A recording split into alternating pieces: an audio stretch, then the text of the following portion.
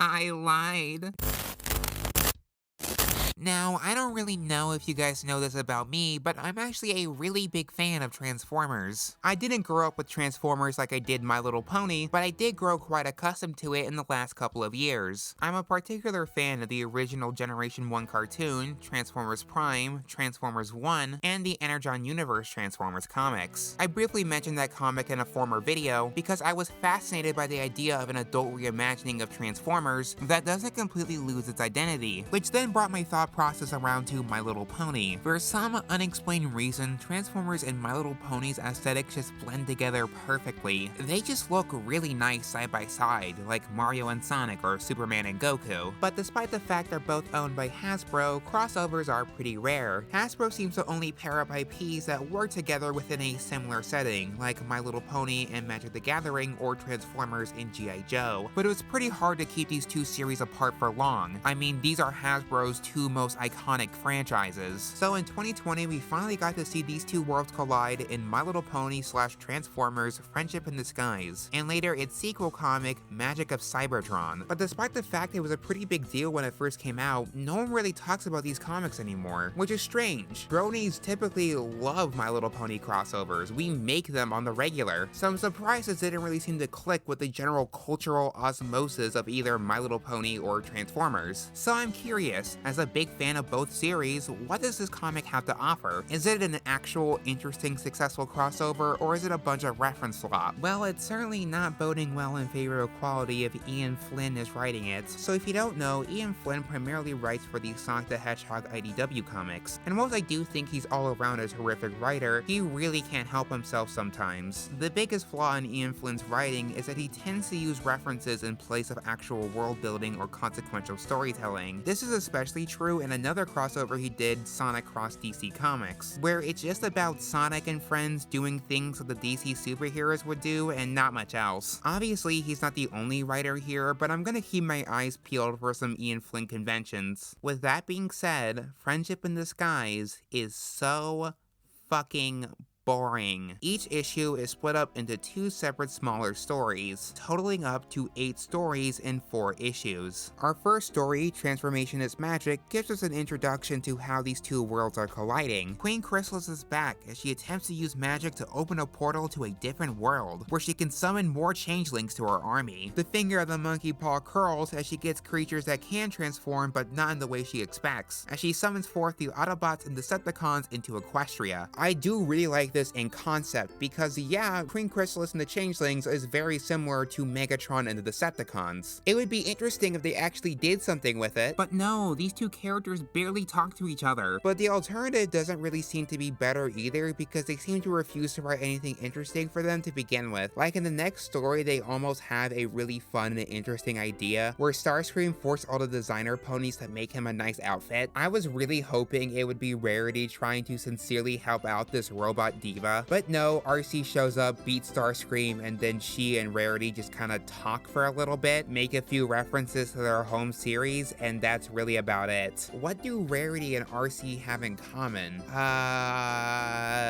They're both girls, and their names have letters in it. The next story was about Spike and Grimlock because they're both lizard creatures. They fight the Constructicons, and Spike teaches Grimlock about pronouns or some shit. They only really came up with one joke, and that was, what if the character Spike Witwicky was instead Spike the Dragon? Which then only gets me to wonder where the Transformer Spike was the whole time. Like, I would have been pretty down if we ended up seeing a pony Spike somewhere, but alas, we never did. The next one is the most confusing out of all these. For some reason, Pinkie Pie has a cooking talk show, and out of all characters, she invites Gage? I don't know why, but I would have expected Wheeljack to be paired with Pinkie Pie, and his version of cooking is like making machines. So like, they cook, and then Shockwave shows up for some reason, and then they fight, and then the story's over. I don't understand! Stop speaking gobbledygook! We are halfway through the first storyline, and they still haven't proved why this concept needed to be told. Alright, let's see what the next story is, and holy shit, it's actually good? This one is about Fluttershy trying to befriend Soundwave's Decepticons. This idea is super funny and also really cute, and it's exactly the sort of thing I wanted to see from this comic. It also also took advantage of the very campy Saturday morning cartoon vibe of the original Generation 1 Transformers, as Soundwave decides to take advantage of Fluttershy's kindness to try to make a base in her cottage. If you want to read any story of this comic run, I do recommend you read Pet Sounds. It really is the best out of all of them. This is what a good crossover should be able to do. It should have me believe that these two worlds meeting is realistic and makes sense. I can believe this comic being an entire episode of My Little Pony Friendship is Magic or G1 Transformers. The only issue being is that this has no ramifications for the rest of the comic and it's basically left on its own. And also, I should mention that this issue wasn't written by Ian Flynn, just saying. But unfortunately, mediocrity still slips into this issue in the next story. Rainbow Dash meets Windblade. What do you think is gonna happen? They race, and then the Decepticons show up, and then they fight the Decepticons.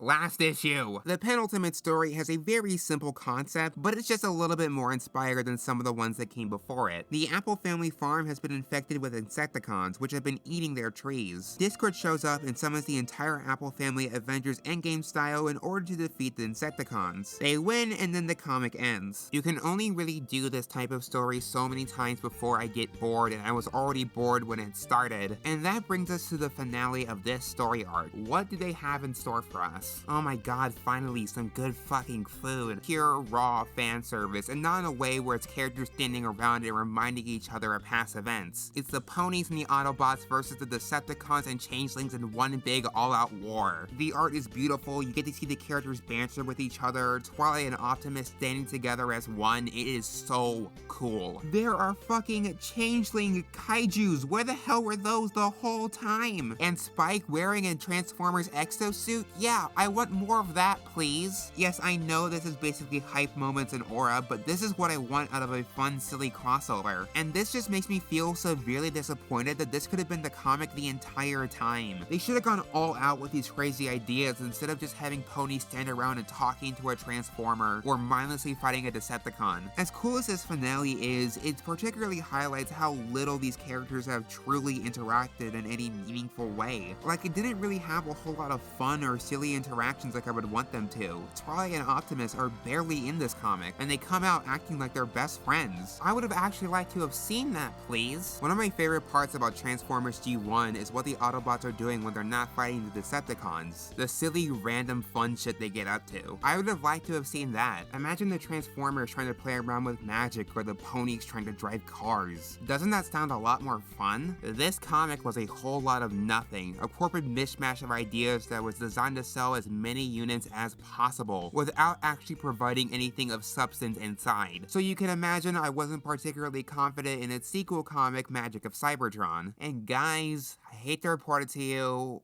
but this comic is so fucking good. I can tell this comic was made by people who really love My Little Pony and Transformers, and they go all out. It is far better written, it is way funnier, it has so many more creative concepts, and really gives deep-cut characters some time to shine. I'm guessing after the success of the first comic, they were given more freedom to do whatever they wanted, and oh boy did they take that opportunity. I recommend you pause this video, go and read Magic of Cybertron right now, and then come back to finish the rest of it. It's that good. This time around, the Decepticons open a portal to Equestria to kidnap ponies in order to use their magic to create Energon. However, in a surprise twist, King Somber shows up to mind-control Transformers and ponies alike, creating an unexpected allyship between Autobots and Decepticons as they try to save their friends. They cook so hard with these comics and gave me basically everything I was asking for. I don't even care that they put more attention on side characters than the main cast, because the creative things they come up with is just so much fun. In the very next story, they follow Aunt Holiday and Auntie Lofty of all characters. They're going on a vacation in Iacon and they run across RC and Greenlight. They specifically acknowledge that these pairs of characters are dating. They even go on a double date with RC and Greenlight at the end of the comic, which is just so goddamn adorable. And that's not all, as they have to unexpectedly fight against Killmaster, which saying that out loud just does not sound right. My Little Pony and Killmaster. Killmaster. Unexpectedly, they were able to kick some ass as they tied this massive quilt around Killmaster. And we even get a little cameo from Scootaloo at the end where she's riding a motorcycle. This is exactly what I wanted! This first issue already blew my expectations way out of the water, and it only really seems to get better from here. The next issue is, yes, another simple fight comic, but the choice of characters really helps elevate it. What I like about the Fluttershy and Soundwave comic from the last run is their personalities clashing, and this gives me exactly what I want with Rainbow Dash and Starscream. Topping that off with far more interesting and dynamic action of this intense aerial dogfight creates just an excellently thrilling experience. I'm also giving this bonus points because this was probably inspired by the Rainbow Dash vs Starscream death battle, which probably exposed a lot of people to the Brony fandom, especially Transformers fans. And the next story, holy aura, this is fucking awesome. An old western style showdown between Applejack and Wild Wheel. I love that they're able to sell these cute cartoon ponies in this more action oriented world while still staying perfectly in character. And oh my god, this one was written by Ian Flynn. Okay, so you do know Ball. I'm sorry, I was not familiar with your game. The next story had a lot of fun ideas, but it was a little bit overstuffed. That has to do with the fact that they shoehorned in the Student 6 in a place where they really weren't needed. This comic follows Octavia and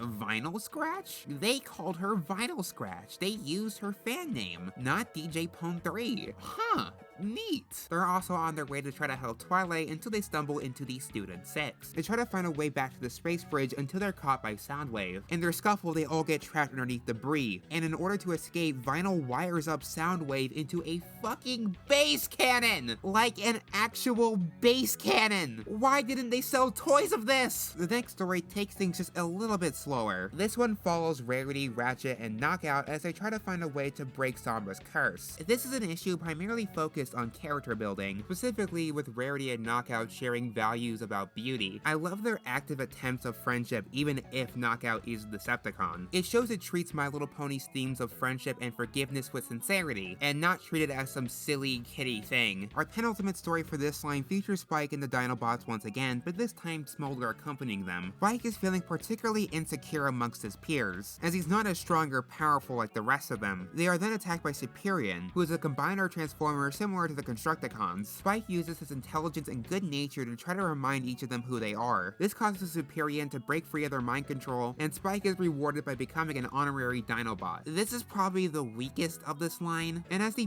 penultimate story for this entire run, it's a little bit of a letdown, but consider this a palate cleanser for the peak cinema that is coming up next. The final battle is here against King Sombra and his mind-controlled army. I think they just absolutely lost their minds with this one. Rarity, Applejack, Rainbow Dash, and Spike all got special exosuits that allow them to transform into weapons. Spike turns into a flamethrower pistol! And then when they free Twilight, Pinkie Pie, and Fluttershy, they all also get their own exosuits and they turn into weapons as well. Twilight turns into a lightsaber! They fight against King Sombra, who takes on the form of Scorponok, with Optimus Prime and Megatron fighting side by side to defeat him with the power of friendship. In the end, the Decepticons choose not to get involved with magic anymore due to its disruptions, and now with their peace with the ponies, they can agree to do a culture exchange to see each other whenever they want. This run was really good, and one of my favorite My Little Pony comic reading experiences. And look, they left us off on a cliffhanger, setting us up for another run. Alright, next issue, let's keep this train rolling. Where's the next issue? Guys, I'm being serious, where the fuck's the next issue? This was really good.